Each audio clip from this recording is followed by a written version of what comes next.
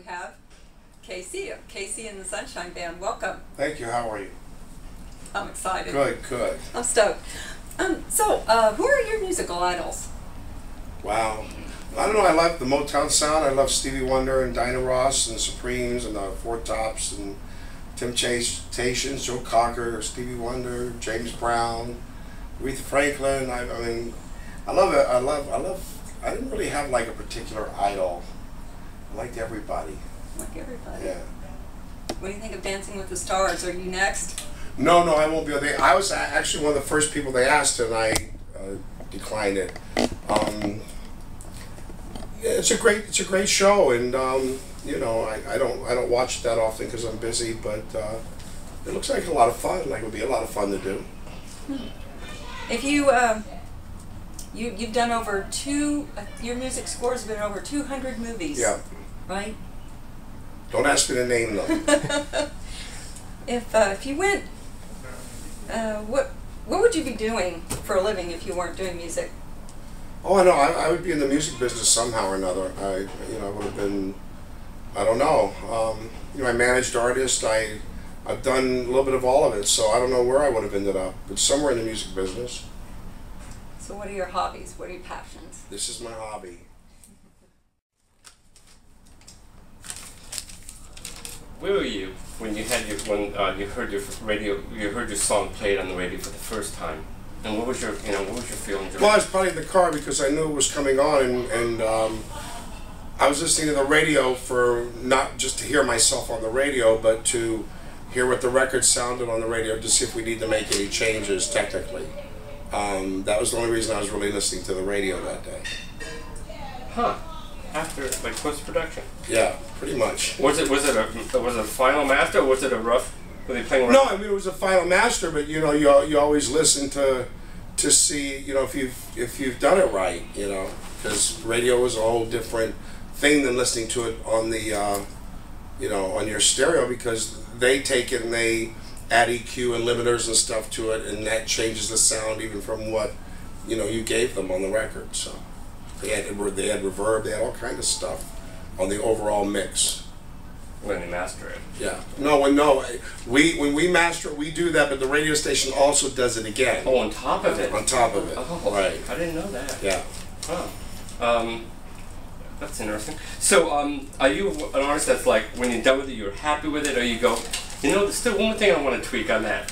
Or, No, you can never be finished with it completely, really. I mean, you have to... At some point, you have to say, I'm done. And that's it. Sure, that's good if you can do that. Right. Well, no, you have to. You don't have a choice. You could always keep finding something to change on it. It's like it's a piece of art, and I mean, you could always find another place to put a little bit more red or green in your painting. Sure. And music is a painting, so at some point you have to step back and look at it and say it's done. And you got the freedom on stage, huh? Then you have the freedom on stage to do whatever you want to it. Right. Then you can make those little changes, take away, add, and tweak. We interviewed a couple weeks ago Peter Max, who's going to be. Oh, he's good. Yeah. The artist. Really nice guy. He's a great guy. He's he's like a father figure. He's really sweet.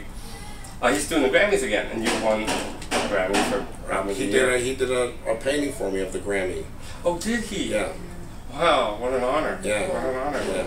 Is it like a view up on stage, or?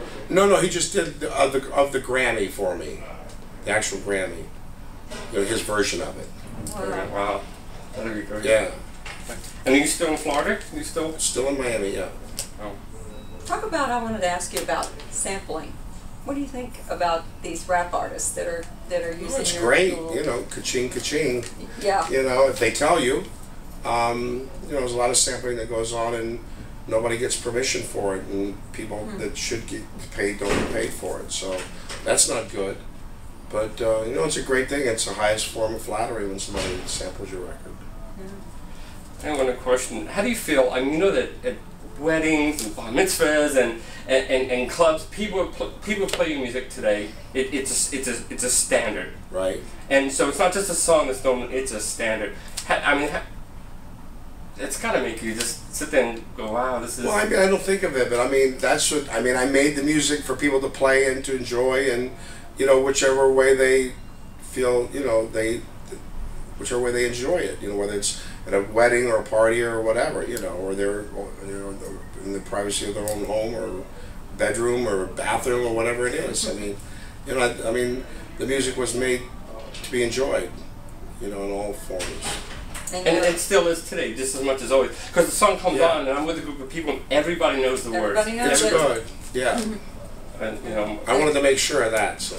Oh, did you thought about that when you were? No, yeah, I mean, that's why I wrote commercial records. You know, there's different kinds of writers, and I chose to be more of a commercial style writer. Very good at it. Ladies and gentlemen, the founder of the dance revolution, right here. There you go. Awesome.